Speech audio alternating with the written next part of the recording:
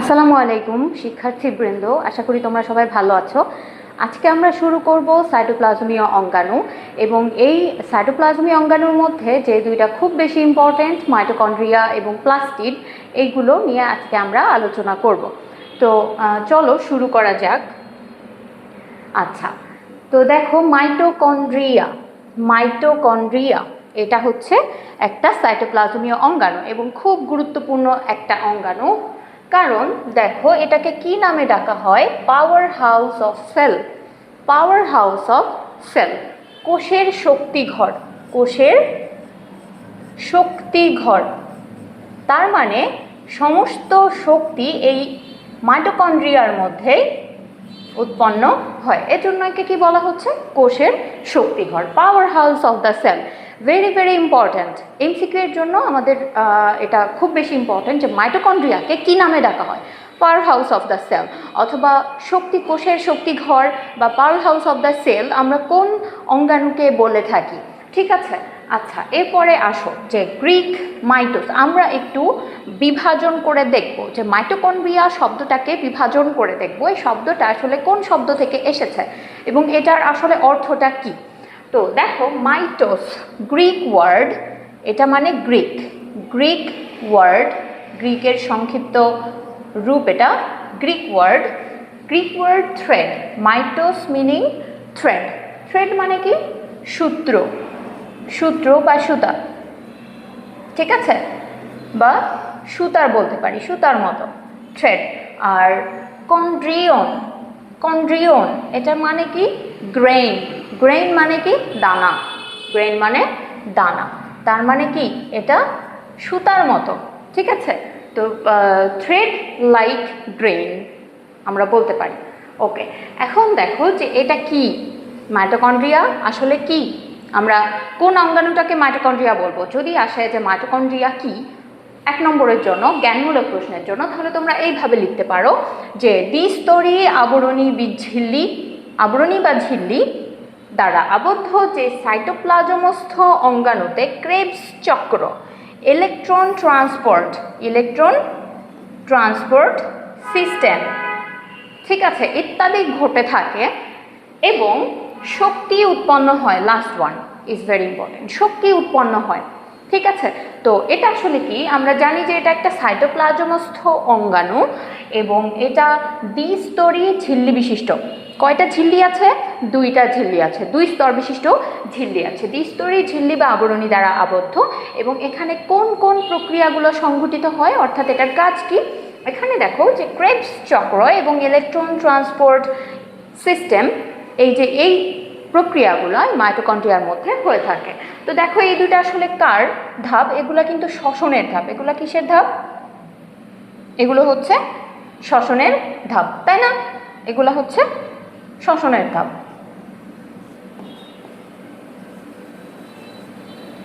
শ্বসনের ধাপ, রেসপিরেশন আমরা বলতে পারি।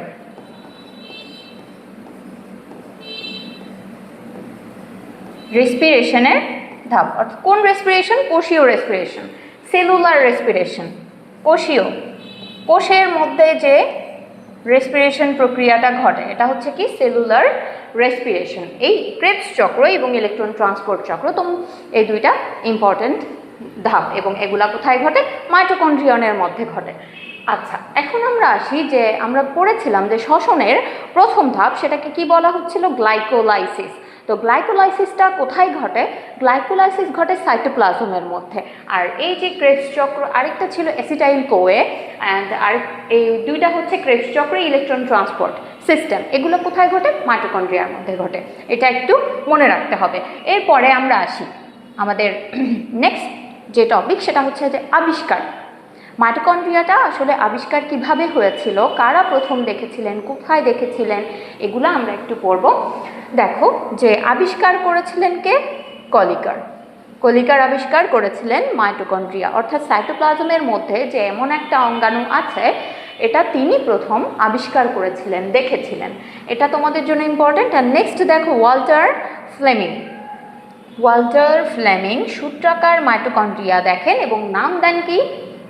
ফিলা, ঠিক আছে, ভেরি ভেরি ইম্পর্ট্যান্ট, মনে রাখবা ফিলা কার নাম?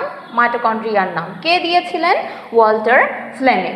ঠিক আছে, ইম্পর্টেন্ট একটা ইনফরমেশন। এরপরে আমরা আসবো যে নামকরণ। আসলে এটাকে প্রথমে একজন দেখেছিলেন, সাইটোপ্লাজমের মধ্যে আইডেন্টিফাই করেছিলেন, তারপরে এটা নামকরণ করা হয়েছিল অন্যভাবে, যেটা সূত্রাকার মাইটোকন্ড্রিয়ার ক্ষেত্রে ফিলা, ওয়াল্টার ফ্লেমিং সেটা করেছিলেন। তো এটাকে আসলে মাইটোকন্ড্রিয়া নামকরণ করেছিলেন কে, সেটাই আমরা একটু দেখব। যে অল্টম্যান দেখো, খেয়াল করো, এটাকে আবার বায়োপ্লাস্ট বলতে চাচ্ছেন, আমরা দেখেছি না প্লাস্ট, তো এটাকে বলছেন যে বায়োপ্লাস্ট। ওকে, এখন দেখি যে কার্ল বেন্ডা এটাকে মাইটোকন্ড্রিয়া নামে নামকরণ করেছিলেন। তাহলে এটা আমাদের জন্য একটু ইম্পর্টেন্ট যে কে মাইটোকন্ড্রিয়া নামটা দিয়েছিলেন? কার্ল বেন্ডা। কে? কার্ল বেন্ডা। ওকে, তোমরা একটু ইম্পর্টেন্ট টপিকগুলো ভালো মতো পড়বে, এগুলো এমসিকিউ এর জন্য খুব বেশি গুরুত্বপূর্ণ। আচ্ছা, এরপরে আমরা আসি যে মাইটোকন্ড্রিয়ার বৈশিষ্ট্য। তো বৈশিষ্ট্যের মধ্যে আসলে লিখেছি যে এটা সংখ্যা কতটুকু বা কি কি উপাদান থাকে। আমরা একটু জানি যে সংখ্যা প্রতি কোষে প্রায় 300 থেকে 400টি, ইম্পর্ট্যান্ট ইনফরমেশন, এটাকে আমি হাইলাইট করেছি, 300 থেকে 400টি পাওয়া যায় সাধারণত। ঠিক আছে, এখন যকৃত কোষে খেয়াল করো যে যকৃত কোষে 1000 বা আরও বেশি, অ্যামিবাতে আরও বেশি। তো এটা তোমাদের একটু খেয়াল রাখতে হবে যে কোন কোষে বেশি পাওয়া যায়? যকৃত কোষে। আমাদের কোন কোষটাতে মাইটোকন্ড্রিয়া বেশি পাওয়া যায়? যকৃত কোষে। তোমরা কি জানো যে আমাদের শরীরের জৈব রসায়নাগার বা গবেষণাগার আসলে বলা হয় কোন অঙ্গটাকে আমাদের শরীরের? সেটা হচ্ছে আমাদের যকৃত। ঠিক আছে, তো আমাদের যকৃত, তো যকৃত আসলে এত গুরুত্বপূর্ণ কাজ করে, সব কাজের সাথে এটি জড়িত। তো এই যকৃতে আসলে এই যে কোষ থাকে সেগুলোকে আমরা বলছি যকৃত কোষ। তো এই কোষেই মাইটোকন্ড্রিয়ার সংখ্যা অনেক বেশি, সবচেয়ে বেশি মানবদেহের। আচ্ছা, এরপরে দেখি যে প্রায় সেটা কত? 1000 বা তারও বেশি হতে পারে। আচ্ছা, অ্যামিবাতে এর সংখ্যাটা আরও একটু বেশি। আচ্ছা দেখো, অ্যামিবাতে আরও বেশি, 3,40,000। এরপরে আসি যে কোষের আয়তনের প্রায় 20 ভাগ মাইটোকন্ড্রিয়া। কত ভাগ? 20 ভাগ। আমরা যদি একটা কোষ দেখি, কোষের মধ্যে কি আছে? বিভিন্ন ধরনের অংশ আছে, বিভিন্ন ধরনের অঙ্গাণু আছে, তাই না? এখানে নিউক্লিয়াস আছে, এখানে যদি উদ্ভিদ কোষ হয় এখানে মাইটোকন্ড্রিয়া তো আছে, এখানে প্লাস্টিড আছে, এছাড়াও এখানে কি আছে? এখানে টিবিউলস আছে, তারপর এন্ডোপ্লাজমিক রেটিকুলাম আছে, গোলগি বস্তু আছে, তাই না? এই অনেকগুলো অঙ্গাণুর মধ্যে রয়েছে। তো তার মধ্যে যে মাইটোকন্ড্রিয়া আমরা যদি দেখতে যাই আসলে কত ভাগ কোষের মধ্যে মাইটোকন্ড্রিয়া আছে, 100 ভাগের মধ্যে দেখা যাচ্ছে প্রায় 20 ভাগ মাইটোকন্ড্রিয়া এই রয়েছে। ঠিক আছে, একটা কোষের প্রায় আয়তনের প্রায় 20 ভাগই হচ্ছে মাইটোকন্ড্রিয়া। আচ্ছা, এরপরে দেখো আকৃতি। আসলে মাইটোকন্ড্রিয়ার আকৃতি কেমন হতে পারে? এটা কি ডিম্বাকার বা সবসময় এরকম গোলাকার মতো বা এরকম? আসলে কি ধরনের আকার হয়ে থাকে? দেখো, ভ্যারাইটি বিভিন্ন রকমের হতে পারে, বৃত্তাকার হতে পারে, দণ্ডাকার হতে পারে, সূত্রাকার হতে পারে, দেখো তারকাকার হতে পারে, কুণ্ডলী আকারও হতে পারে। তাহলে মাইটোকন্ড্রিয়ার আসলে আকারের অনেক বেশি ডিফারেন্সিয়েশন আছে। দেখো, বৃত্তাকার আছে, দণ্ডাকার, সূত্রাকার, তারকাকার এবং কুণ্ডলীর মতো রয়েছে। এখন আমরা দেখি যে আয়তন, এর আয়তনটা কতটুকু। দেখো, দৈর্ঘ্য আমরা যদি বলি, এটা জাস্ট একটু আইডিয়ার জন্য, নট সো ইম্পর্ট্যান্ট, আইডিয়ার জন্য দেখো যে 0.3 থেকে 40 মাইক্রন। মাইক্রন মানে মাইক্রোমিটার। ঠিক আছে, এটাকে আমরা মাইক্রনও লিখে থাকি, সেম জিনিস। আচ্ছা, এরপরে দেখো ভৌত গঠন, মাইটোকন্ড্রিয়ার ভৌত গঠন। আসলে এখানে কি কি উপাদান আছে খেয়াল করো, যে আমরা দেখি ভৌত গঠনের মধ্যে কোন কোন অংশটা পড়বে। খেয়াল করো, এটাই হচ্ছে বেসিক, এই ভৌত গঠনটাই আমাদের ভালো মতো পড়তে হবে। একটা অঙ্গাণু আমরা চিনব কিভাবে? আমরা এর ভৌত গঠন দেখে চিনব, তারপরে এটার আমরা একটু রাসায়নিক গঠন নিয়ে আলোচনা করব। দেখো, আবরণী প্রথমেই থাকবে কি? আবরণী। ওই যে বলেছিলাম এটা কি? দ্বিস্তরী আবরণী দ্বারা গঠিত। খেয়াল করো যে এটা কি ছিল? দ্বিস্তরী আবরণী দ্বারা গঠিত, ঝিল্লি দ্বারা গঠিত। ঠিক আছে, আবদ্ধ। এরপরে দেখো প্রকোষ্ঠ, এর কি রয়েছে? প্রকোষ্ঠ রয়েছে। ঠিক আছে, প্রকোষ্ঠ। এরপরে আমরা দেখব যে এর ক্রিস্টি আছে, ক্রিস্টি বা প্রবর্ধক আছে, অক্সিজোম, এটিপি সিনথেসিস, আর হচ্ছে ইটিসি ইলেকট্রন ট্রান্সপোর্ট চেইন, এছাড়াও আছে বৃত্তাকার ডিএনএ এবং রাইবোসোম। এখন আমরা আসি যে আবরণী নিয়ে একটু বিস্তারিত আলোচনা করি। আবরণের ক্ষেত্রে খেয়াল করো যে এটা কি লিপোপ্রোটিন বাইলেয়ার, অর্থাৎ এই যে বাইলেয়ার, বাই মানে দুই, লেয়ার মানে স্তর, তার মানে এটা দ্বিস্তর বিশিষ্ট এবং কি দ্বারা গঠিত? লিপোপ্রোটিন দ্বারা গঠিত। লিপোপ্রোটিন দ্বারা গঠিত অর্থাৎ লিপিড এবং প্রোটিন এর সমন্বয়ে গঠিত। এরপর আসো যে ট্রান্সপোর্ট প্রোটিন, অর্থাৎ এই মাইটোকন্ড্রিয়ার যে আবরণী সেখানে কি রয়েছে? ট্রান্সপোর্ট প্রোটিন রয়েছে। আমরা জানি ট্রান্সপোর্ট প্রোটিনের কাজ কি? অবশ্যই ট্রান্সপোর্ট করা, পরিবহন করা, ঠিক আছে, বাইরে থেকে ভিতরের পদার্থসমূহ নিয়ে আসা, প্রয়োজনীয় পদার্থসমূহ, এবং ভেতর থেকে বাইরে সেগুলো নিয়ে যাওয়া। এরপরে দেখো যে শ্বসন এনজাইম থাকে না, অর্থাৎ এখানে শ্বসনেও কাজেও এটা ব্যবহার হয়। এরপরে দেখো যে এর কাজ হচ্ছে রক্ষণাত্মক। এখানে শ্বসনের এনজাইম থাকবে না, অর্থাৎ ঝিল্লিতে থাকবে না, ভেতরে থাকবে। এরপরে দেখো যে রক্ষণাত্মক, এর কাজ হচ্ছে রক্ষণাত্মক, অর্থাৎ আমরা কি জানি? আবরণী মানে কি? বাইরে একটা স্তর, যেটা কি করবে? ভিতরের যে অংশগুলো রয়েছে ওই অংশগুলোকে রক্ষা করবে, বিভিন্ন পরিবেশীয় যে প্রভাবক সেগুলো থেকে রক্ষা করবে, ঠিক আছে। তার মানে এটা আসলে আবরণীতে শ্বসন এনজাইম থাকবে না, থাকবে কোথায়? ভেতরে। ওকে, এরপরে আসি যে রক্ষণাত্মক, অর্থাৎ এটা রক্ষণ করবে, অর্থাৎ রক্ষা করবে আমাদের মাইটোকন্ড্রিয়াকে। এরপরে দেখো যে প্রকোষ্ঠের ক্ষেত্রে যদি আমরা আসি, দেখো খেয়াল করো যে বহিস্থ কক্ষ আছে এবং এটার কি আছে? অভ্যন্তরীণ কক্ষ। তো বহিস্থ কক্ষ কোনটা, অভ্যন্তরীণ কক্ষ কোনটা, একটু খেয়াল করি। আমরা যদি বহিস্থ কক্ষ দেখতে যাই তাহলে দেখো যে এই যে এটা, তাহলে এটা বাইরের বহিস্থ কক্ষ, তার মানে এটা বাইরের কক্ষ, ঠিক আছে, বাইরের একটা অংশ, ফাঁকা অংশ। তারপরে অভ্যন্তরীণ কক্ষ যদি আমরা বলি তাহলে কোনটা অভ্যন্তরীণ কক্ষ? অভ্যন্তরীণ কক্ষ হচ্ছে ভেতরের, তাহলে এটা হবে অভ্যন্তরীণ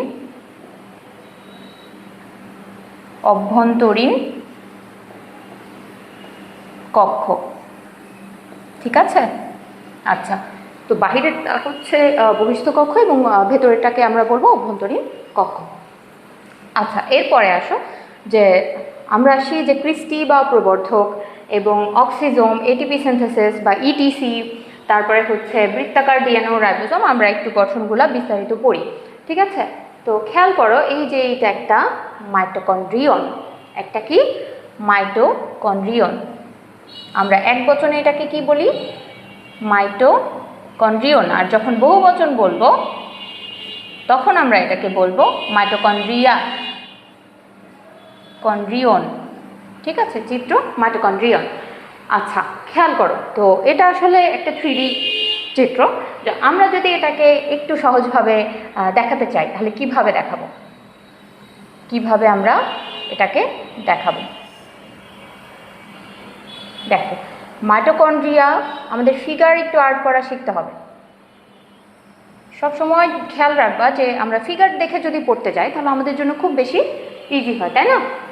খুব বেশি ইজি হবে। দেখো,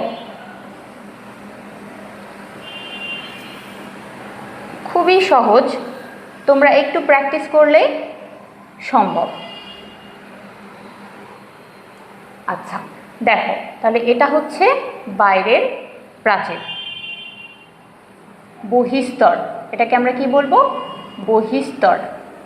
ওকে, তাহলে এটা হচ্ছে কি? অন্তঃস্তর, দ্বিস্তর, দুইটা স্তর আছে। এরপরে দেখো যে এই যে প্রবর্ধক, ভিতরের যে লেয়ার বা ভিতরের স্তর, খেয়াল করো ভিতরের স্তর এইখানে এসে ভেতরে ঢুকে গেছে, তার মানে এই ভেতরে যে ঢুকে গেছে এই স্ট্রাকচারগুলোকে আমরা কি নামে ডাকবো? এগুলাকে আমরা কি নামে ডাকবো? এগুলাকে আমরা বলবো ক্রিস্টি। তাহলে ক্রিস্টি কি? ক্রিস্টি হচ্ছে যে অন্তঃস্তর যখন ভেতরে ভাঁজ হয়ে যায়, তো এই প্রত্যেকটা ভাঁজের মতো গঠন, এগুলাকেই আসলে ক্রিস্টি নামে ডাকা হচ্ছে, ঠিক আছে, ক্রিস্টি। এখন ক্রিস্টির গায়ে ছোট ছোট বৃন্তযুক্ত বৃত্তাকার যে বস্তু লেগে থাকে, এগুলার নাম কি জানো? এগুলার নাম হচ্ছে অক্সিজোম। এগুলোর নাম অক্সিজোম, ওকে, এখন আমরা সেই যে ইটিসি কোথায় থাকে আমরা যদি একটু বিবর্ধিত করি তাহলে দেখা যাবে যে এই প্রাচীরে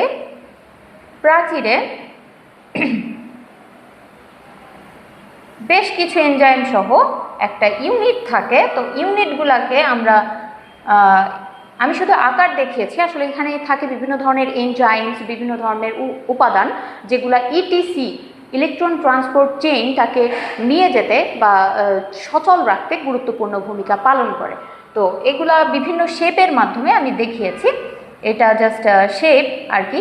তো এইগুলা হচ্ছে ইটিসি ইলেকট্রন ট্রান্সপোর্ট সিস্টেম বা চেইন, ইটিসি। ওকে, তারপরে দেখো এই একটা ইউনিট কি করে, ইটিসি এটাকে এই প্রক্রিয়াটাকে সচল রাখতে সাহায্য করে। তো এই বিভিন্ন উপাদান এর মধ্যে রয়েছে। আচ্ছা, এখন আমরা আসি যে এই যে ভেতরের স্তরের মাঝে এরকম কিছু থকথকে উপাদান থাকে। তোমরা খেয়াল করেছো এরকম যে থকথকে উপাদান, এগুলোকে সাধারণত আমরা কি নামে ডাকছিলাম? এগুলোকে আমরা বলছিলাম মাতৃকা। কি বলছিলাম? মাতৃকা। আমরা দেখেছি সাইটোপ্লাজমের মাতৃকা আছে না, তো এদের মধ্যেও কি আছে? মাতৃকা আছে। মাতৃকা যেটাকে কি বলে? ম্যাট্রিক্স। ম্যাট্রিক্স। ওকে, তো এইটাই হচ্ছে একটা মাইটোকন্ড্রিয়ার গঠন, একটা মাইটোকন্ড্রিয়নের গঠন। তো তোমরা ক্যাপশন দিতে ভুলবা না, চিত্র মাইটোকন্ড্রিয়ন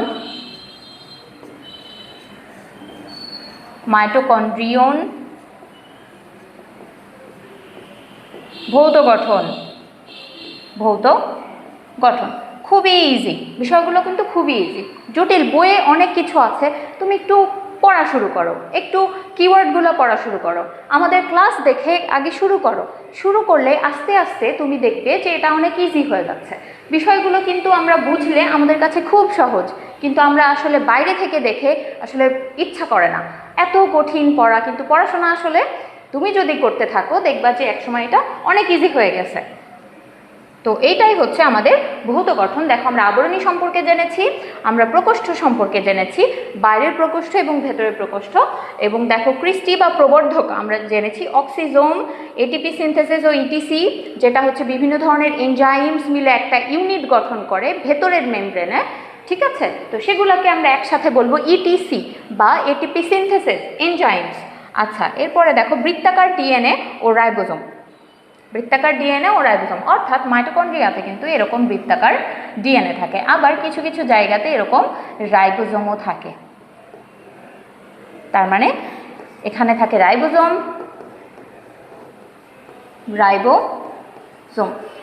আর এখানে কি থাকে? বৃত্তাকার ডিএনএ। ঠিক আছে, এখন বলো তো এখানে কেন রাইবোজোম থাকলো, এখানে কেন বৃত্তাকার ডিএনএ থাকলো? তোমাদের কি মনে আছে আমরা যখন এন্ডোসিম্বায়োসিস পড়ছিলাম তখন দেখেছিলাম যে দুইটা অঙ্গাণু এন্ডোসিম্বায়োসিস প্রক্রিয়ার মাধ্যমে একটা কোষের মধ্যে ঢুকে পড়ে এবং ঢুকে পড়ার পর এরা কোষের স্থায়ী বাসিন্দা হিসেবে পরিণত হয়ে গিয়েছে। তো সেই দুইটা অঙ্গাণুর মধ্যে কি ছিল? প্লাস্টিড ছিল এবং মাইটোকন্ড্রিয়া ছিল। খেয়াল করো তো, আমরা জানি এরা আদিকোষী ছিল, এরা কি ছিল? মূলত ব্যাকটেরিয়া ছিল। তো ব্যাকটেরিয়া থাকাকালে ব্যাকটেরিয়া প্রোক্যারিওট মানে কি? তাদের ডিএনএ আছে বা ক্রোমোজোম আছে, কিন্তু সেটা কি? বৃত্তাকার, সূত্রাকার নয়। এবং আরেকটা বৈশিষ্ট্য আমরা পড়েছিলাম, রাইবোজোমকে কি বলা হয় বলো তো? সার্বজনীন অঙ্গাণু। কি বলা হয়? সার্বজনীন অঙ্গাণু বা ইউনিভার্সাল অর্গানেলি। তো ইউনিভার্সাল অর্গানেলি কেন বলা হচ্ছে? কারণ এটা প্রোক্যারিওট সেল থাকে, এরা ইউক্যারিওট সেল থাকে, অর্থাৎ এরা ব্যাকটেরিয়ার মধ্যেও আছে এবং আমাদের শরীরের মধ্যেও, কোষের মধ্যেও রয়েছে। তার মানে অবশ্যই মাইটোকন্ড্রিয়া যেহেতু এন্ডোসিম্বায়োসিসের মাধ্যমে ধারণা করা হয় যে কোষের মধ্যে সে ঢুকে পড়েছিল, তার মানে এটার এই ব্যাকটেরিয়া, আদি ব্যাকটেরিয়া, তার মানে এটার কি থাকবে? রাইবোজোমও থাকবে এবং এদের কি আছে? বৃত্তাকার ডিএনএ আছে। ঠিক আছে, ক্লিয়ার? ওকে, এরপরে আমরা আসি যে রাসায়নিক গঠন, মাইটোকন্ড্রিয়ার রাসায়নিক গঠন। খেয়াল করো কোনটা সবচেয়ে বেশি পরিমাণে আছে? প্রোটিন 65%। প্রোটিন কত পার্সেন্ট? 65%। তো কোনটা বেশি আছে এটা শুধু আমরা জানবো। আর কি আছে দেখো তো? লিপিড। আমরা কি বলছিলাম যে মাইটোকন্ড্রিয়ার যে লেয়ার বা দ্বিস্তর বা মেমব্রেন, এই মেমব্রেনটা কি? লিপোপ্রোটিন দ্বারা গঠিত। তার মানে এখানে কি থাকবে? লিপিডও থাকবে। তার মধ্যে বেশিরভাগ খেয়াল করো ফসফোলিপিড। এটা তো ইজি, কারণ আমরা জানি ফসফোলিপিডের পরিমাণ আমাদের শরীরে বেশি, তাই না? কোষের যে ঝিল্লি বা কোষের যে মেমব্রেন ছিল, সাইটোমেমব্রেন, সেখানে আমরা দেখেছিলাম যে সেখানে লিপোপ্রোটিন, ফসফোলিপিড ছিল, তাই না? ফসফোলিপিড বাইলেয়ার ছিল। আচ্ছা, এরপরে দেখো যে অন্তঃঝিল্লিতে দেখো কার্ডিওলিপিড নামে একটা নতুন উপাদান থাকে। ভিটামিন ই, এটা একটু আমরা দেখবো যে কোন ভিটামিনটা থাকে, সেটা হচ্ছে ভিটামিন ই। এছাড়াও এনজাইম ও কোএনজাইম এবং 100 ধরনের এনজাইম, ইম্পর্টেন্ট একটা ইনফরমেশন, সেটা হচ্ছে 100 ধরনের এনজাইম আছে। কত ধরনের এনজাইম? 100 ধরনের, খেয়াল রাখবে। আচ্ছা, এছাড়াও দেখো যে এতে কি আছে, আরএনএ আছে এবং ডিএনএ আছে, যেটা আগে বললাম যে অর্থাৎ যেহেতু এরা ব্যাকটেরিয়া ছিল, ধারণা করা হয় তো এদের শরীরে ডিএনএর উপস্থিতি রয়েছে এবং আরএনএর উপস্থিতিও রয়েছে। তো ডিএনএর উপস্থিতি এবং আরএনএর উপস্থিতি, ডিএনএ বৃত্তাকার এবং সামান্য পরিমাণ আরএনএও এখানে রয়েছে। এরপরে আমরা আসি যে কাজ বরাবরই ইম্পর্টেন্ট। প্রত্যেকটা অঙ্গাণু গঠন সম্পর্কে জানার পরে আমাদের যেটা জানতে হয় যে এটা আসলে কি কাজ করে, তাই না? তো দেখো, শক্তি উৎপাদন, মূল কাজই হচ্ছে শক্তি উৎপাদন। তাই আমরা একে কি বলি? কোষের শক্তিঘর, তাই না? একে কি বলি? কোষের শক্তি ঘর, power house of the cell. Okay, এরপরে দেখো যে এনজাইম ও কোএনজাইমস ধারণ করা। যেহেতু এখানে এটিপি সিনথেসিস আছে, অর্থাৎ এটিপি তৈরির সাথে এরা জড়িত, ইলেকট্রন ট্রান্সপোর্ট চেইন আছে, সুতরাং এখানে কি থাকবে? বিভিন্ন ধরনের এনজাইম এবং কোএনজাইম উপস্থিত থাকবে। তারপরে আমরা দেখি যে শ্বসনের বিভিন্ন পর্যায়, অর্থাৎ শ্বসনের যে 4টা পর্যায় আমরা জানি, সেগুলো দেখো যে গ্লাইকোলাইসিস ছিল, অ্যাসিটাইল কোএ, এরপরে ছিল ক্রেবস চক্র এবং লাস্ট 1 ছিল ইলেকট্রন ট্রান্সপোর্ট সিস্টেম। তো দেখো, শ্বসনের পর্যায়গুলো আমরা দেখেছি আগেই সংজ্ঞা পড়ার সময়, যে মাইটোকন্ড্রিয়ার মধ্যে কোন 2টা পর্যায় আমরা দেখেছিলাম, ক্রেবস চক্র এবং ইলেকট্রন ট্রান্সপোর্ট সিস্টেম। ঠিক আছে, তার মানে এরা শ্বসনের বিভিন্ন পর্যায় সম্পর্কে এদের কাজ রয়েছে। এরপরে দেখো, নিজস্ব ডিএনএ এবং আরএনএ এরা ধারণ করে এবং প্রোটিন তৈরি ও স্নেহ বিপাক, ক্যালসিয়াম আর পটাশিয়ামের সক্রিয় পরিবহনে এরা ভূমিকা রাখে। ওকে, এটা ইম্পর্টেন্ট। শুক্রাণু ও ডিম্বাণু গঠন করে, ক্যালসিয়াম আয়নের সঠিক ঘনত্ব রক্ষা করে। অ্যাপোপ্টোসিস, তোমরা জানো অ্যাপোপ্টোসিস কি? অ্যাপোপ্টোসিস হচ্ছে কোষের স্বাভাবিক মৃত্যু। অ্যাপোপ্টোসিস এটা হচ্ছে কি? কোষের স্বাভাবিক মৃত্যু। কোষ কি আজীবন বেঁচে থাকে? এদেরও মৃত্যু ঘটে, কোষের স্বাভাবিক মৃত্যু। তার মানে অ্যাপোপ্টোসিসে নিয়ন্ত্রণ করে এই মাইটোকন্ড্রিয়া। রক্তকণিকা ও হরমোন উৎপাদন করে এবং ক্যাটায়ন সঞ্চয়, বিভিন্ন ধরনের ক্যাটায়ন আছে, ক্যালসিয়াম 2+, সালফার 2+, আয়রন সবগুলাই কিন্তু 2+, এটা ইজি একটু মনে রাখা, এবং ম্যাঙ্গানিজ 2+। তো প্রত্যেকটা এই আয়ন, এই যে ক্যাটায়ন, এগুলা কি করে রাখে? এই মাইটোকন্ড্রিয়া সঞ্চয় করে রাখে। ঠিক আছে, কারণ আয়নগুলো আমাদের শারীরবৃত্তীয় কাজকর্মের জন্য গুরুত্বপূর্ণ ভূমিকা পালন করে থাকে। আচ্ছা, এরপরে দেখো যে মাইটোকন্ড্রিয়ার মিউটেশন। তো মাইটোকন্ড্রিয়ার মিউটেশন, কারণ আমরা আসলে মিউটেশনটা হবে কোথায়? মিউটেশনটা হবে জেনেটিক ম্যাটেরিয়ালসে, অর্থাৎ মিউটেশন হবে ডিএনএ বা আরএনএ, এই জিন যেখানে থাকবে সেখানে। তো খেয়াল করো, মাইটোকন্ড্রিয়ার মধ্যে আমরা দেখেছিলাম এদের কি আছে? এদের আছে একটা বৃত্তাকার ডিএনএ। তো এই যে বৃত্তাকার ডিএনএ যেহেতু আছে, তো এই ডিএনএতে যদি কোনো অ্যানোমালি ঘটে, জিনে কোনো অস্বাভাবিক কোনো কিছু দেখা যায়, ঘটনা, ঠিক আছে, বা পরিবর্তন দেখা যায়, অস্বাভাবিক পরিবর্তন, তখন সেটাকে আমরা কি বলবো? মিউটেশন। ঠিক আছে, তো এই মিউটেশন হয়ে গিয়ে সে যে তার স্বাভাবিক রূপ বা স্বাভাবিক ফর্ম, এটাকে কি করে? নষ্ট করে ফেলে।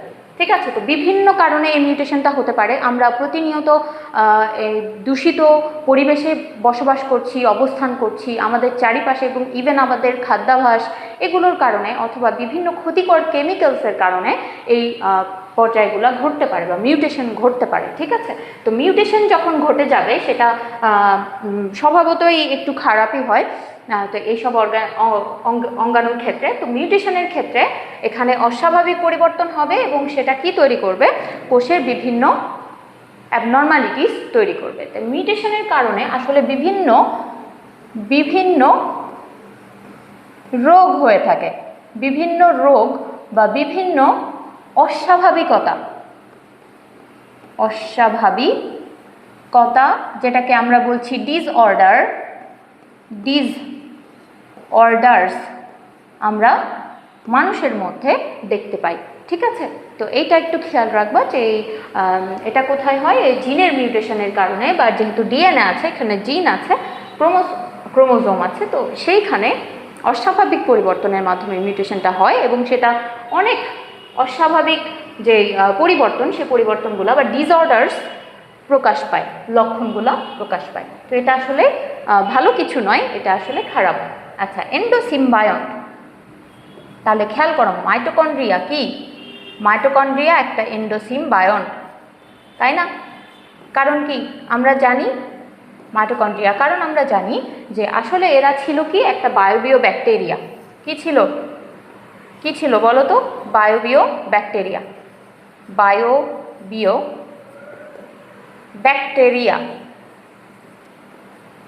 ব্যাকটেরিয়া।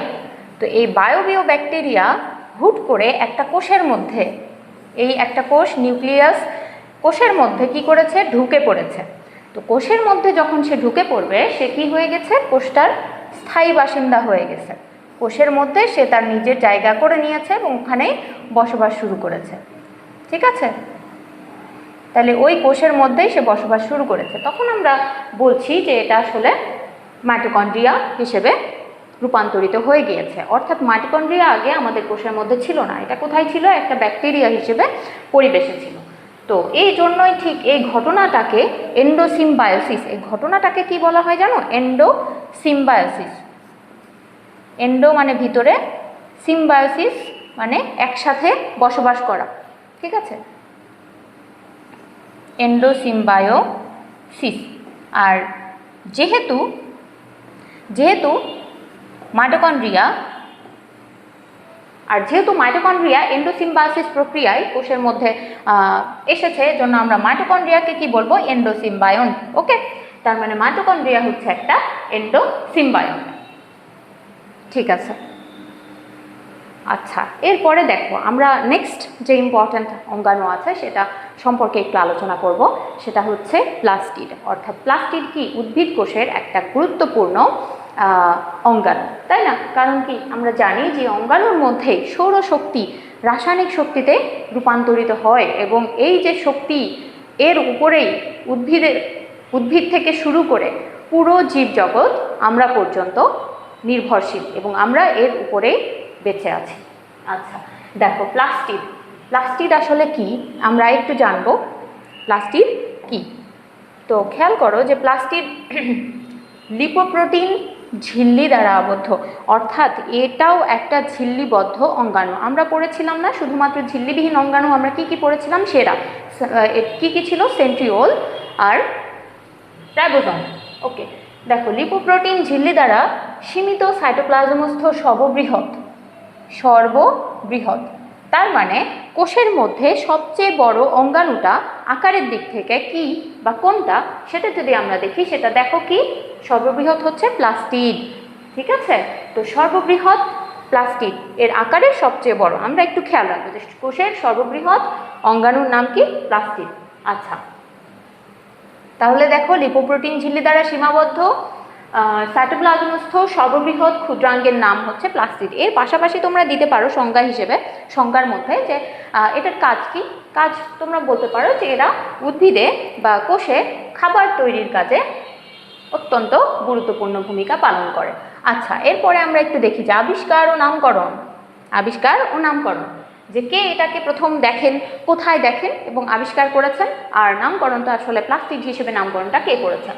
দেখো, ডাব্লিউ শিম্পার উদ্ভিদ কোষে সর্বপ্রথম প্লাস্টিডটা দেখতে পান, লক্ষ্য করেন এবং নাম দেন কি ক্লোরোপ্লাস্ট। দেখো মাইটোকন্ড্রিয়ার ক্ষেত্রে বিভিন্নজন বিভিন্ন নামকরণ করেছিলেন বা বিভিন্নজন এটাকে আবিষ্কার করেছিলেন, বাট এখানে দেখো যে একজনই, সেটা হচ্ছে শিম্পার। এটা মনে রাখতে হবে আমাদের একটু, যে উদ্ভিদ কোষে প্রথম দেখতে পান এবং নাম দেন এটাকে ক্লোরোপ্লাস্ট।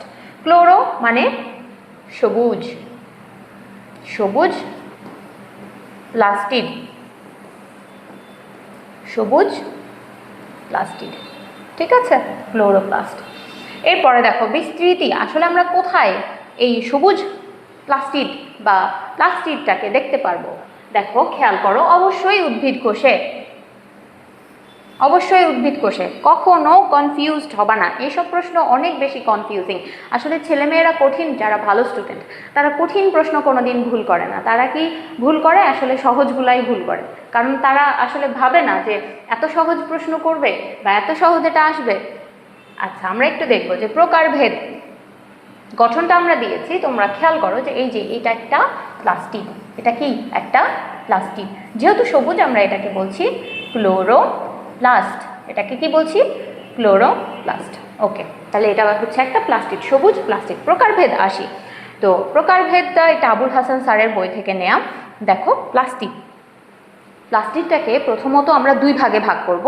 তো দুইটা ভাগ কি? একটা হচ্ছে বর্ণযুক্ত অর্থাৎ কালার্ড, আরেকটা কি বর্ণহীন। খেয়াল করো, বর্ণহীনের কিন্তু আরেকটা নাম দেওয়া আছে লিউকো। তোমরা কি জানো লিউকোস মানে কি? সাদা, হোয়াইট। তাহলে এটাকে বলা হয় লিউকোপ্লাস্ট। বর্ণহীন যে প্লাস্টিড ওটাকে কি বলে? লিউকোপ্লাস্ট। এরপরে আসলে যে বর্ণযুক্ত যে প্লাস্টিড, সেটা আবার দুই ভাগে ভাগ করা হচ্ছে তাকে। দেখো ক্রোমোপ্লাস্ট, ক্রোমো, ক্রোমা মানে কি জানো? রং, ক্রোমা মানে রং, তার মানে রঙিন প্লাস্টিড। রঙিন প্লাস্টিডকে কি বলা হবে? ক্রোমোপ্লাস্ট বলা হবে। ক্লোরো, ক্লোরো মানে কি? ক্লোরো মানে সবুজ, সবুজ, ক্লোরো মানে সবুজ, তার মানে সবুজ যে প্লাস্টিড তাকে আমরা কি বলবো? ক্লোরোপ্লাস্ট বলবো। আচ্ছা, এরপরে দেখো যে ক্লোরোপ্লাস্ট, এটা হচ্ছে রোডোপ্লাস্ট, রোডোপ্লাস্ট। তো রোডোপ্লাস্ট কোনটা? যেটা লাল, লাল বা রেড কালার, ওটাকে আমরা বলবো রোডোপ্লাস্ট। ফিওপ্লাস্ট, ফিওপ্লাস্ট এটা হচ্ছে বাদামি। জ্যান্থোপ্লাস্ট এটা হচ্ছে হলুদ, এটা লাগবে।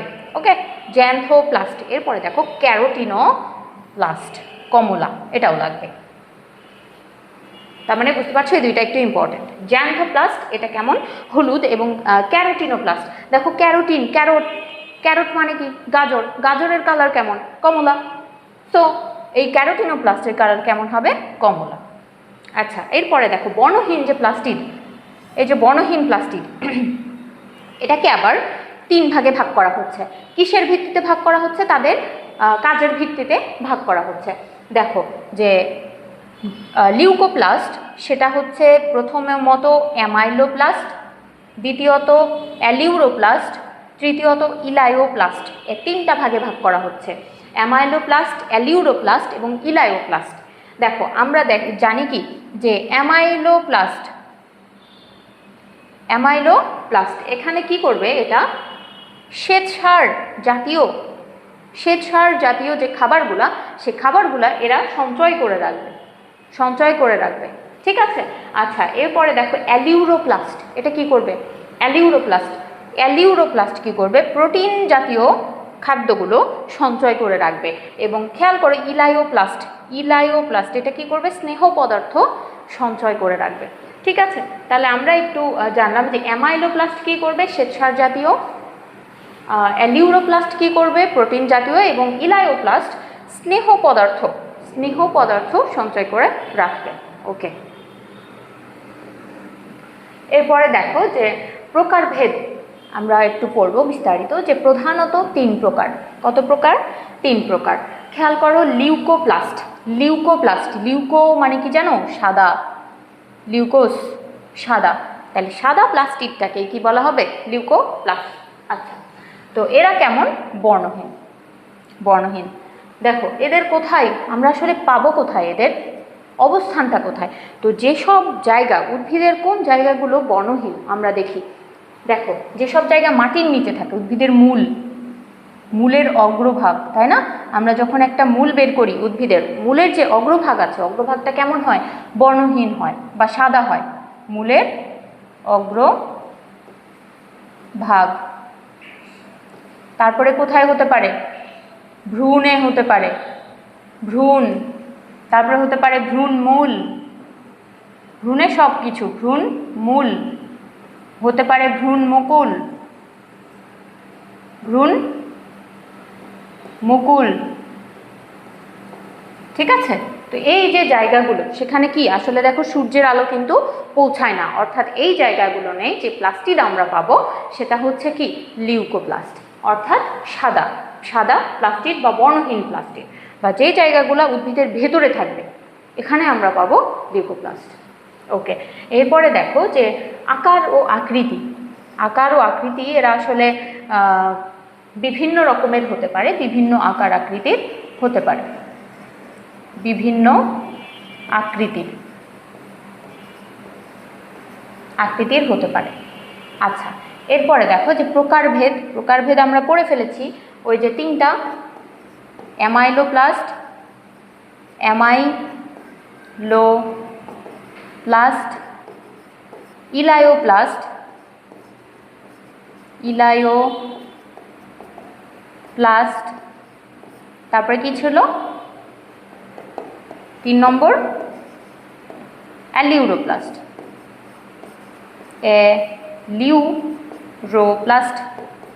অ্যালিউরোপ্লাস্ট। ঠিক আছে? তো খেয়াল করো যে অ্যামাইলোপ্লাস্টের কী কাজ ছিল?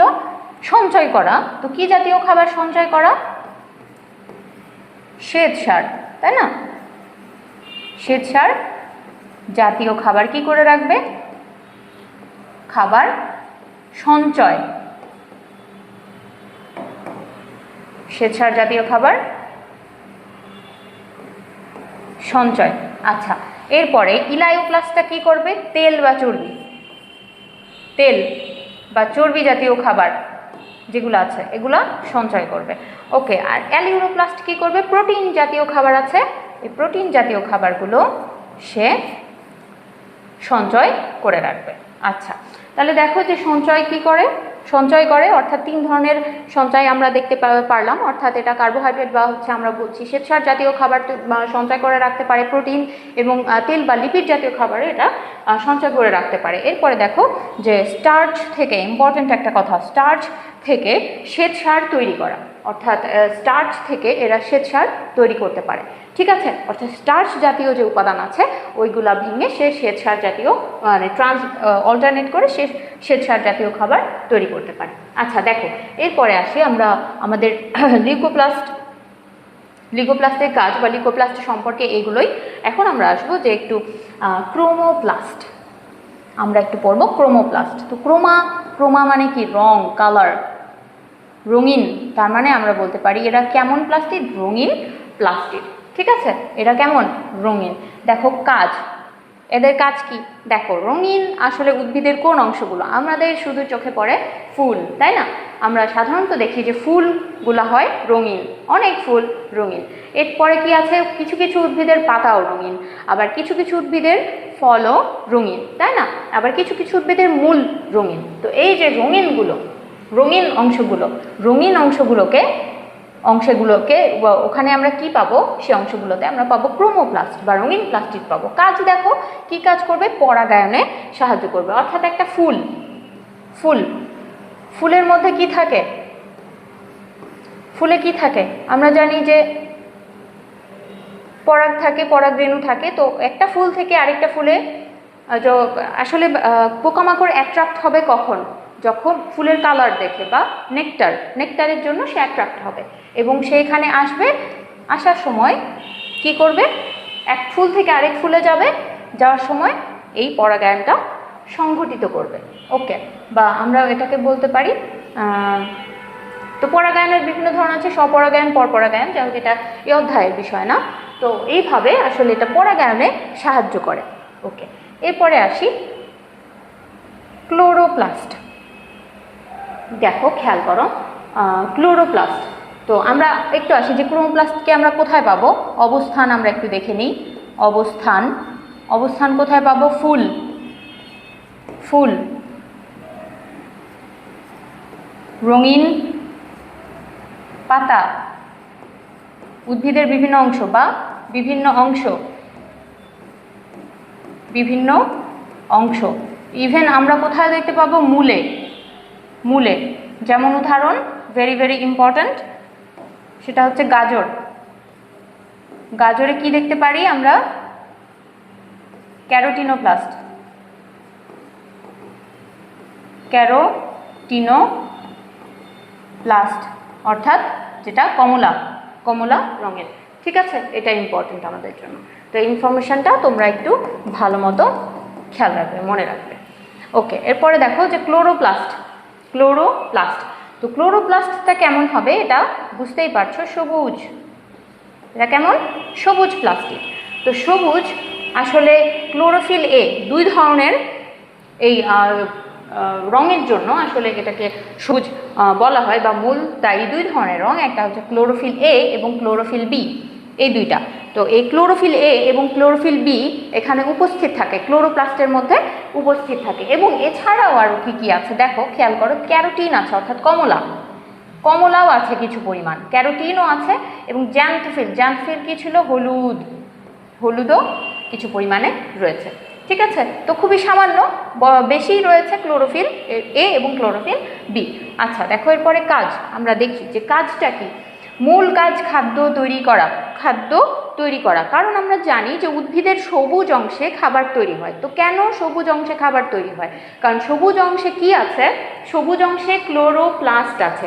আর ক্লোরোপ্লাস্টটাকে সবুজ দেখায় কেন? এই ক্লোরোফিল এ, ক্লোরোফিল বি, এই দুইটার জন্য। ঠিক আছে, এই দুইটা কালারের জন্য, রঞ্জকের জন্য এটাকে সবুজ দেখায়, এবং ওই অংশেই উদ্ভিদ খাবার তৈরি করে। দেখো, এটাকে কি বলা হয়? এর জন্য কোষের রান্নাঘর, কোষের রান্নাঘর, কিচেন অফ দ্য সেল, শর্করা জাতীয় খাদ্যের কারখানা, শর্করা জাতীয় খাদ্যের কারখানা। এরপরে দেখো, শক্তি রূপান্তরের অঙ্গাণু, এটাকে আরও কি বলা হয়? শক্তি রূপান্তরের অঙ্গাণু, অর্থাৎ প্লাস্টিককে আমরা বলতে পারি শক্তি রূপান্তরের অঙ্গাণু। ঠিক আছে, ওকে।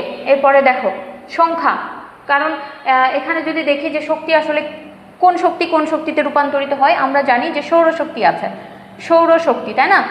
সৌরশক্তি, উদ্ভিদ সূর্যের আলোক ব্যবহার করে সৌরশক্তিকে কিসে রূপান্তর করে? রাসায়নিক শক্তিতে, রাসায়নিক শক্তিতে।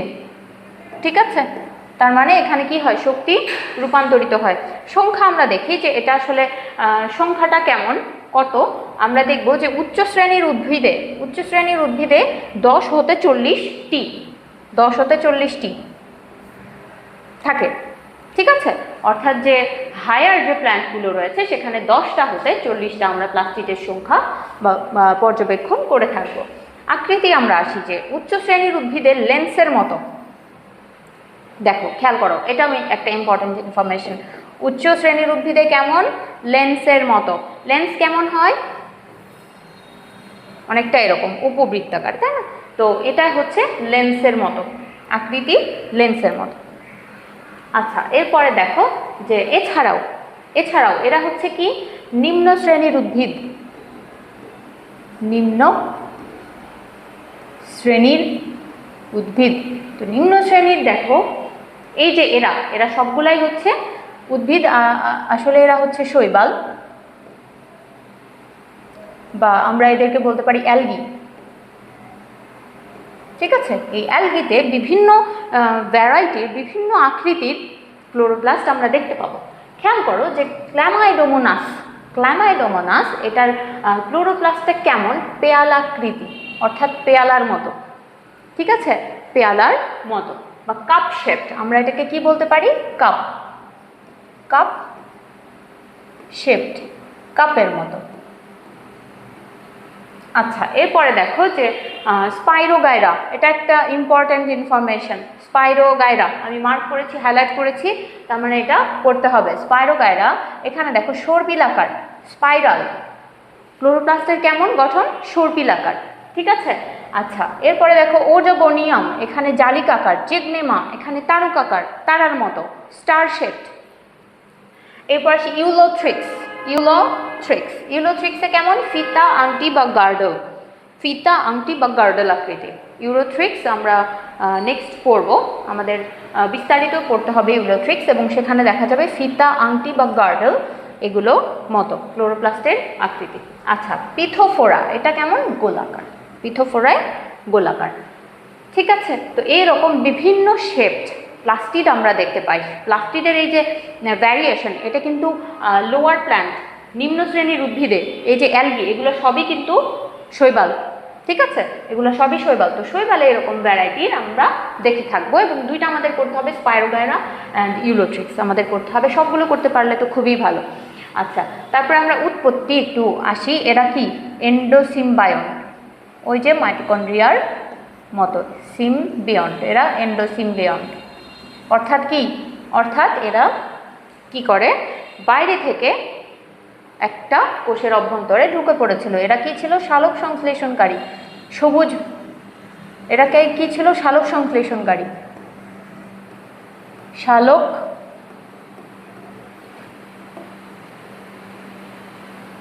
সংশ্লেষণকারী ব্যাকটেরিয়া।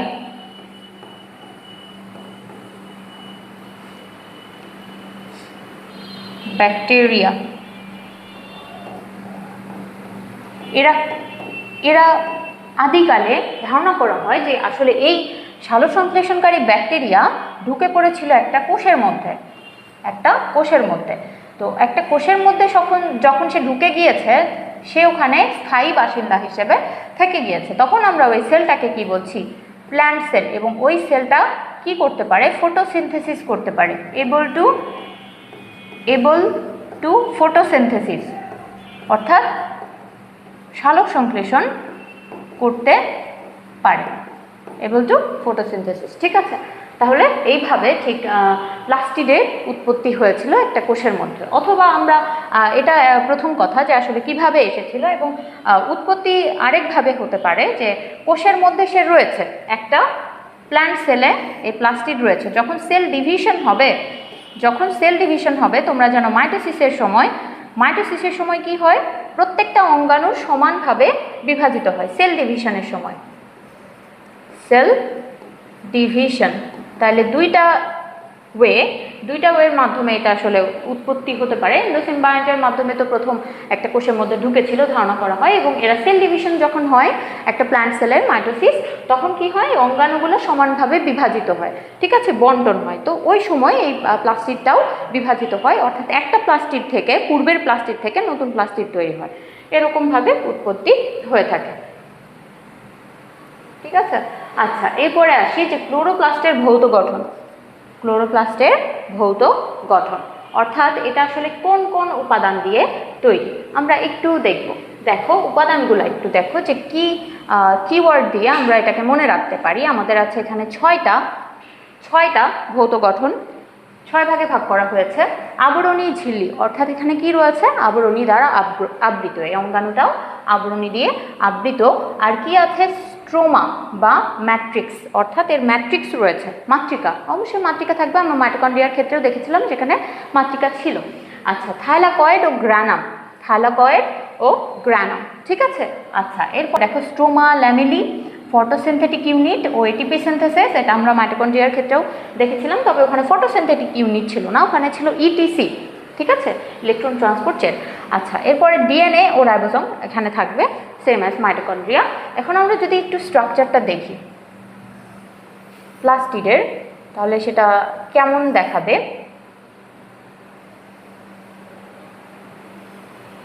তো এটা হচ্ছে বিস্তর বিশিষ্ট ঝিল্লি, সেখানে কি রয়েছে? থাইলাকয়েড রয়েছে। এই যে প্রত্যেকটা থলের মতো, এগুলাকে কি বলা হয়? থাইলাকয়েড। এই যে ল্যামেলি, একটা ল্যামেলি দিয়ে এক পাশের অনেকগুলো থাইলাকয়েড, যেটাকে একসাথে বলছি গ্রানাম, এগুলো যুক্ত। আবার আমরা কি করতে পারি? এটাকে কানেক্ট করতে পারি। ঠিক আছে, এগুলোকে বলা হয় স্ট্রোমা, ল্যামেলি। তো খেয়াল করো, আর কি আছে? ডিএনএ থাকবে এখানে, বৃত্তাকার ডিএনএ থাকবে, এবং এখানে কি থাকবে? রাইবোসোম থাকবে। তো তো খেয়াল করো, এটা হচ্ছে কি ঝিল্লি, এটাকে আমরা কি বলবো? ঝিল্লি বা পর্দা। ঠিক আছে, বাইরের আবরণ সেটা হচ্ছে ঝিল্লি বা পর্দা। এরপরে আসো যে এই যে একটা একটা ল্যামেলি, ল্যামেলি মানে সুতা, ঠিক আছে, সুতা। তো এই একটার সাথে আরেকটাকে কানেক্ট করে আছে, ঠিক আছে, তো ওটাকে আমরা কি বলবো? Stroma lamellae.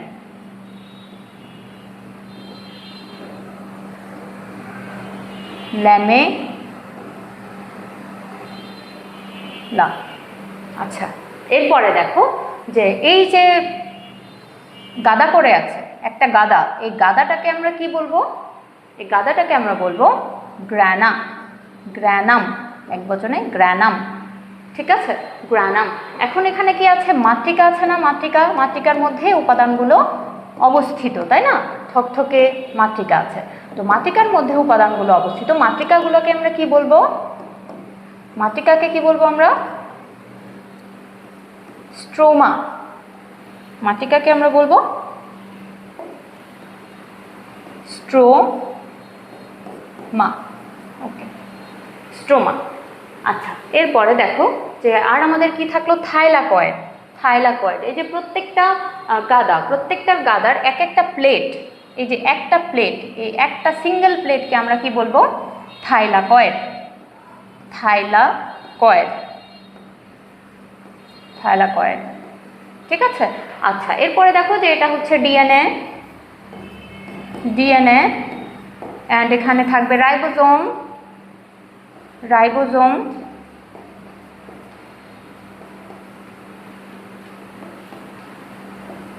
রাইবোসোম। আচ্ছা, এছাড়াও এখানে আর কি থাকবে? থাকবে ফটোসিনথেটিক ইউনিট থাকবে, এটিপি সিনথেসিস এর মধ্যে, এই উপাদানগুলোর মধ্যে থাকবে, ঠিক আছে, ফটোসিনথেটিক ইউনিট এবং এটিপি সিনথেসিস।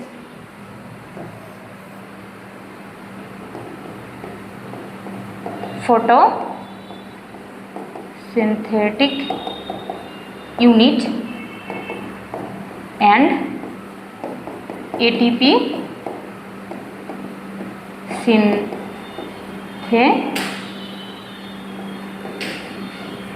synthesis, ঠিক আছে। ওকে, এরপরে দেখো এটাই হচ্ছে আমাদের একটা প্লাস্টিডের যদি সিম্পল একটা স্ট্রাকচার বা গঠন আমরা বলতে যাই, তাহলে এইভাবে তোমরা দিতে পারো। এবং চিত্র অবশ্যই ক্যাপশন দিয়ে দিবা। চিত্র হচ্ছে ক্লোরোপ্লাস্ট, ক্লোরোপ্লাস্টের ভৌত গঠন, ক্লোরোপ্লাস্টের ভৌত গঠন, ঠিক আছে। তো ক্লোরোপ্লাস্টের ভৌত গঠন আমরা দেখো যে আবরণী ঝিল্লি আছে, আবরণী ঝিল্লি আছে দ্বিস্তর বিশিষ্ট, এবং সেখানে স্ট্রোমা বা ম্যাট্রিক্স আছে। এই যে স্ট্রোমা, এটাকেই কিন্তু বলা হচ্ছে ম্যাট্রিক্স, ম্যাট্রিক্স বা মাতৃকা, বাংলায় বললে মাতৃকা, ঠিক আছে। তো থাইলাকয়েড ও গ্রানাম আছে এখানে। থাইলাকয়েড প্রত্যেকটা যে থলের মতো প্রত্যেকটা যে প্লেট, এই প্রত্যেকটাকে বলবো থাইলাকয়েড, এবং যখন এগুলো একটা গাদা করে থাকবে তখন আমি ওটাকে, ওই স্ট্রাকচারটাকে বলবো গ্রানাম, এবং বহুবচনে বলা হয় গ্রানা, বহুবচন হচ্ছে গ্রানা, বহুবচন গ্রানা। ওকে, এরপরে দেখো স্ট্রোমা ল্যামেলি, স্ট্রোমা ল্যামেলি, এই যে স্ট্রোমার মধ্যে যে ল্যামেলিগুলো আছে এগুলাই হচ্ছে স্ট্রোমা ল্যামেলি। ওকে, এখন দেখো যে ফটোসিনথেটিক ইউনিট, এটিপি সিনথেসিস, আসলে এই এনজাইমস এবং এই উপাদানগুলো কি করে? এই প্লাস্টিডের মধ্যে অবস্থিত, এবং এই উপাদানগুলোর সাহায্যেই প্লাস্টিড যে তার কাজ, এই কাজটা সম্পাদন করে থাকে। ডিএনএ আছে এবং এখানে রাইবোজোম আছে, ঠিক একই মাইটোকন্ড্রিয়ার মতো, কারণ আমরা জানি যে মাইটোকন্ড্রিয়া এন্ডোসিম্বায়ন্ট এবং প্লাস্টিডও হচ্ছে একটা এন্ডোসিম্বায়ন্ট। দেখো যে রাসায়নিক গঠন আমরা যদি দেখি, তাহলে এটা রাসায়নিকভাবে কোন উপাদান দিয়ে গঠিত? কার্বোহাইড্রেট আছে এখানে। দেখো ওখানে কি ছিল? প্রোটিনের পরিমাণ সবচেয়ে বেশি ছিল, তাই না? তো এখানে কার্বোহাইড্রেটের পরিমাণটা একটু বেশি থাকবে। আচ্ছা, তো লিপিড আছে, প্রোটিন আছে, একই ধরনের, সবগুলাই একই। ডিএনএ, আরএনএ আছে, এনজাইমস থাকবে, কোএনজাইমস থাকবে, এবং কিছু খনিজ পদার্থ থাকবে। দেখো এখানে খেয়াল করো যে আসলে ক্লোরোফিল এ এবং ক্লোরোফিল বি, ক্লোরোফিল বি এই দুইটা কত পরিমাণে আছে, কি পরিমাণে আছে, এবং কোনটার পার্সেন্টেজ কতটুকু? আমরা দেখি যে ক্লোরোফিল এ 75%। খেয়াল রাখবা যে ক্লোরোফিল এ এর পরিমাণ বেশি, এটা বেশি পরিমাণে থাকে, ঠিক আছে, বেশি পরিমাণে থাকে, ক্লোরোফিল বি কম পরিমাণে থাকে। ওকে, এরপরে আসে যে কাজ, প্লাস্টিডের কাজ। কি কাজ করবে প্লাস্টিড? কাজ কি এটার? সালোক সংশ্লেষণ। কি করবে? সালোক সংশ্লেষণ, যেটাকে আমরা ইংরেজিতে বলি ফটোসিনথেসিস। অর্থাৎ সে সূর্যালোকের সাহায্যে সবুজ যে ক্লোরোফিল এ, ক্লোরোফিল বি, এই দুইটা রঞ্জক ব্যবহার করে আমাদের প্রত্যেক জীবের জন্য যে প্রয়োজনীয় শক্তি আসলে উদ্ভিদই তৈরি করবে। পরে সেটা আমরা প্রত্যক্ষ বা পরোক্ষভাবে সে শক্তিটা পেয়ে থাকবো। আচ্ছা দেখো, তারপরে সৌরশক্তিকে জৈবিক শক্তিতে রূপান্তর। ওকে, ভেরি ভেরি ইম্পর্টেন্ট পয়েন্ট। কোন অঙ্গাণু করে থাকে? প্লাস্টিড করে থাকে। প্লাস্টিডের মধ্যে স্পেসিফিক্যালি ক্লোরোপ্লাস্ট। দেখো ফসফোরাইলেশন, ফটোফসফোরাইলেশন। ফটোফসফোরাইলেশন কিচ্ছু না, একটু খেয়াল করো বিষয়টা, একটু খেয়াল করো যে এডিপি, তাই না? অ্যাডেনোসিন ডাইফসফেট, মানে এখানে ফসফেট কয়টা আছে? 2টা। থেকে কি তৈরি হলো? এটিপি তৈরি হলো, এটিপি। অর্থাৎ এখানে ফসফেট কয়টা হলো? 3টা, তাই না? তো এই যে 2টা থেকে একটা ইনঅর্গানিক ফসফেট যুক্ত হয়ে 3টা ফসফেট হয়ে গেল এখানে, ট্রাইফসফেট। ওকে, তো 3টা ফসফেট হয়ে গেল। তো এই ঘটনাটাকে বলছে ফসফোরাইলেশন। এটাকে কি বলছে?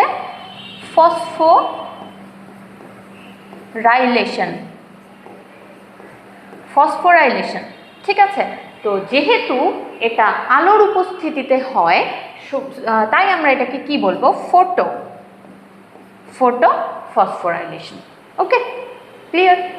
এরপরে দেখো যে ফটো রেসপিরেশন এখানে হয়ে থাকবে, অর্থাৎ আলোর উপস্থিতিতে রেসপিরেশন। আচ্ছা দেখো যে সাইটোপ্লাজমিক ইনহেরিটেন্স, অর্থাৎ সাইটোপ্লাজমিক ইনহেরিটেন্সে এর গুরুত্বপূর্ণ ভূমিকা রয়েছে। এবং দেখো বংশানুক্রম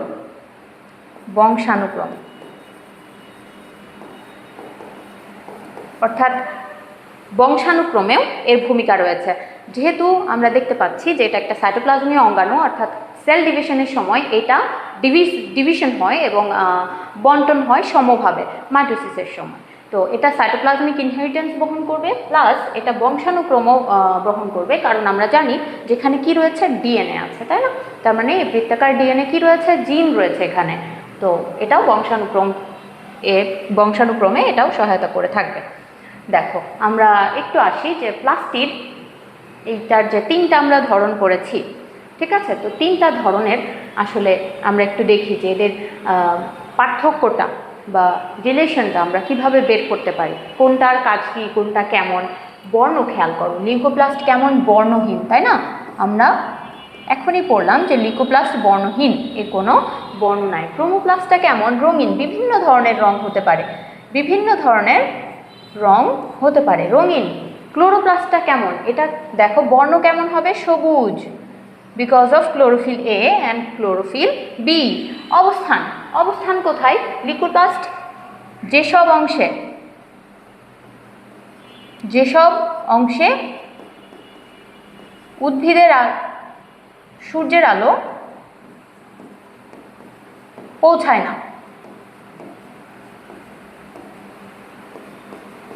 না, যেসব অংশে সূর্যের আলো পৌঁছায় না সেই সব অংশে কে থাকবে? লিউকোপ্লাস্ট থাকবে, অর্থাৎ সাদা যে প্লাস্টিড বা বর্ণহীন যে প্লাস্টিড সেটা থাকবে। ক্রোমোপ্লাস্ট কোথায় থাকবে? উদ্ভিদের রঙিন অংশে। যেমন কি হতে পারে? ফুল হতে পারে, ফল হতে পারে, ইভেন বীজও হতে পারে, ঠিক আছে? মূলও হতে পারে, আমরা দেখেছি গাজরে। ক্লোরোপ্লাস্ট কোথায় থাকবে? সবুজ অংশে। উদ্ভিদের যে সকল সবুজ অংশ রয়েছে, পাতা, কচি কাণ্ড, ঠিক আছে? এইসব অংশে পাতা, তারপর কচি কাণ্ড। তোমরা জানো কচি কাণ্ড যখন বের হয় তখন সেটা কেমন থাকে? দেখো তো, সবুজ থাকে, তাই না? ইত্যাদি বিভিন্ন অংশ এই সবুজ অংশে পাওয়া যাবে। রঞ্জক, এখানে কি রঞ্জক আছে? নেই, তাই না? আর এখানে কি কি আছে খেয়াল করো। ক্রোমোপ্লাস্টে জ্যান্থোফিল থাকতে পারে,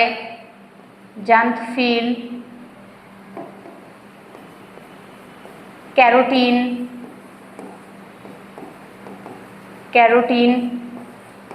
অ্যান্থোসায়ানিন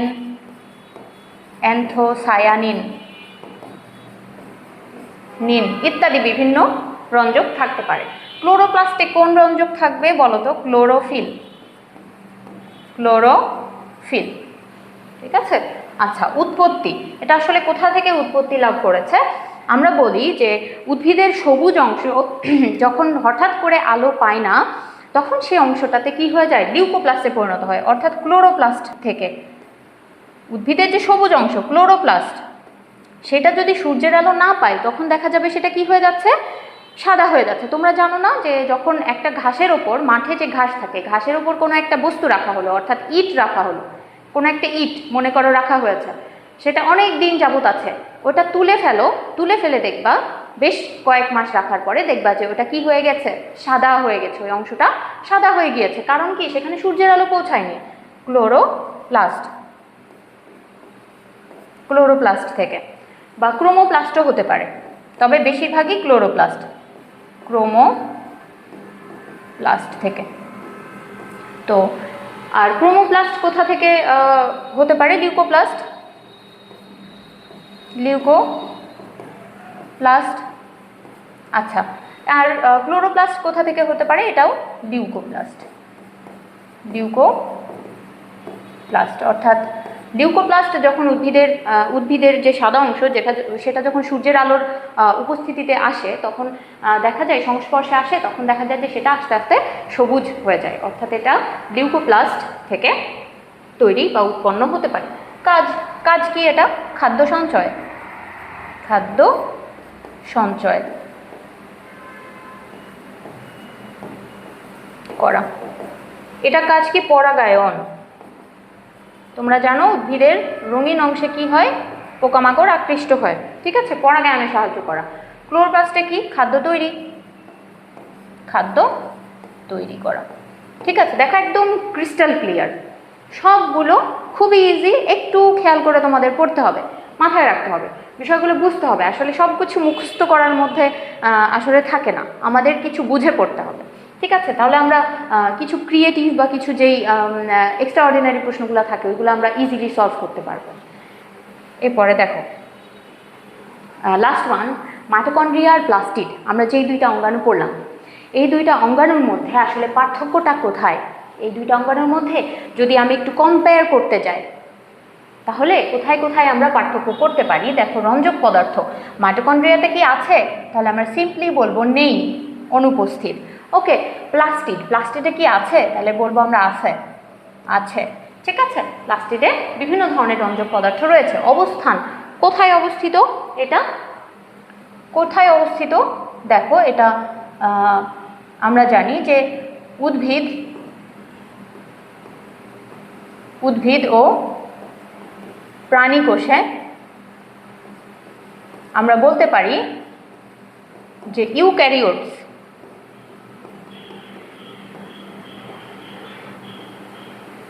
ইউক্যারিওটিক সেল বা ইউক্যারিওটস যে অর্গানিজমগুলো রয়েছে, যে জীবগুলো রয়েছে, তাদের ক্ষেত্রে আমরা মাইটোকন্ড্রিয়া দেখে থাকি, তাই না? প্লাস্টিড কোথায় দেখতে পারবো আমরা? এটা একদম সীমিত উদ্ভিদ কোষে, ঠিক আছে। সেটা উচ্চ শ্রেণীর হতে পারে, নিম্ন শ্রেণীর হতে পারে।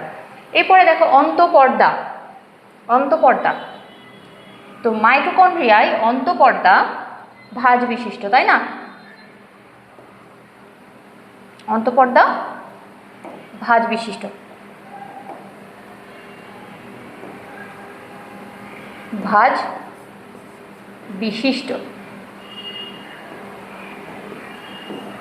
তারপরে দেখো যে এটার অন্তঃপর্দায় কোনো নেই, ভাঁজ নেই, ঠিক আছে। এরপরে দেখো প্রকোষ্ঠ আমরা জানি মাইটোকন্ড্রিয়ার দুই প্রকোষ্ঠে বিভক্ত, দুইটা প্রকোষ্ঠ ছিল, তাই না? বহিস্থ এবং অন্তঃস্থ। আর প্লাস্টিডের ক্ষেত্রে একটি মাত্র প্রকোষ্ঠ ছিল। আচ্ছা, এরপরে দেখো যে কাজ কি করে? শক্তি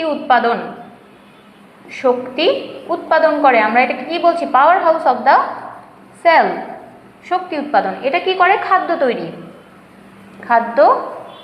তৈরি, সঞ্চয়,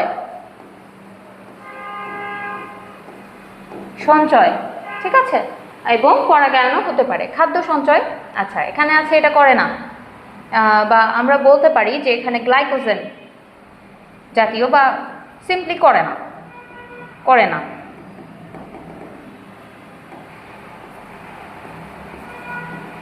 করে না, তো এটা খাদ্য সঞ্চয় করে।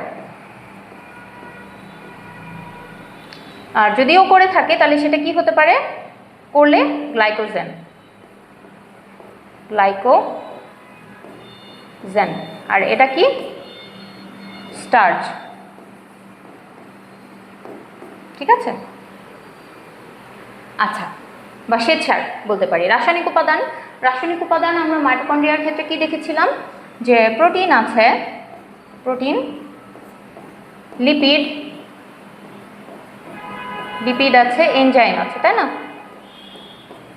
তো এর রাসায়নিক উপাদানটা প্রোটিন সবচেয়ে বেশি পরিমাণে, কিন্তু এখানে কি আছে, কার্বোহাইড্রেট, কার্বোহাইড্রেট, লিপিড আছে, প্রোটিন আছে, এরপরে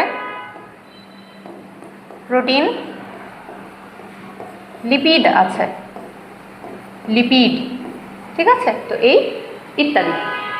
তো এইগুলো হচ্ছে রাসায়নিক উপাদান।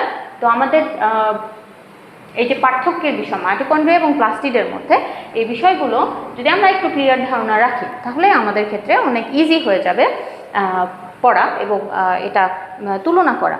তো আমাদের আশা করি তোমরা বুঝতে পেরেছো যে এই দুইটা গুরুত্বপূর্ণ অঙ্গাণু, এদের কাজ, এদের গঠন এবং এদের যে গুরুত্বপূর্ণ যে ইনফরমেশনগুলো, এরা কি কাজ করে, এদেরকে আসলে কি নামে ডাকা হয়, এগুলো আশা করি সবার কাছে ক্লিয়ার হয়েছে।